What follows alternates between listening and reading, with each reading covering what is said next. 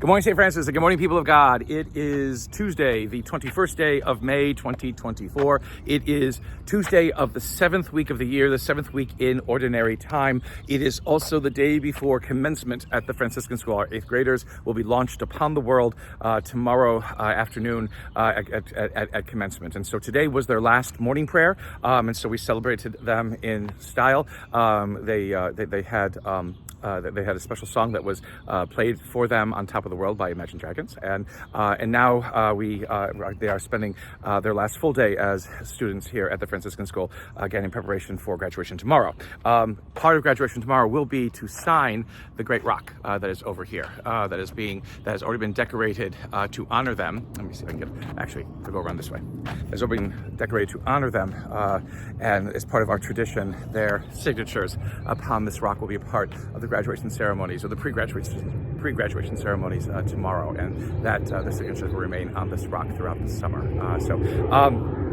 On this day, though, that is the Tuesday of the 7th week in Ordinary Time, getting back to the regular round of things. I'm also wearing my little cap that I usually only wear once a year now, because at this time of the year, so it still fits. But getting back to the regular round of readings, we are now in the letter of James. I think that we left Ordinary Time. Remember, we left Ordinary Time in Winter Ordinary Time way back in February. We went the day before Ash Wednesday, that Tuesday before Ash Wednesday, and now we come back to the 7th week, continuing the letter of James.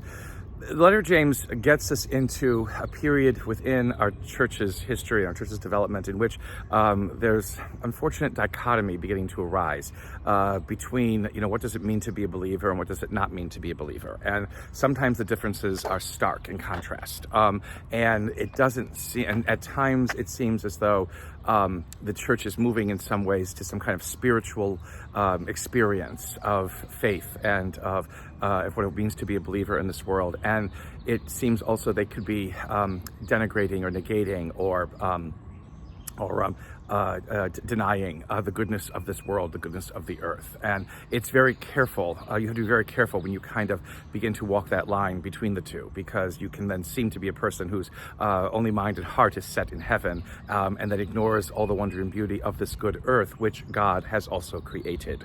And so we always have to be careful whenever we read the letter of James in one way. There's very good parts in it about caring for one another and being supportive of one another, but there's also parts in it in which if we read them incorrectly, we are asked to be denying of the world, denying of the world, denying of the world. And does that mean then denying of our physical self? Is that denying of those things that help us to live in this world? Or are we denying of those things that help to make this world into the place that God desires it to be? Because God has not rejected it, and God has not left it abandoned and orphaned. Christ rises in this world. Christ rises in this existence.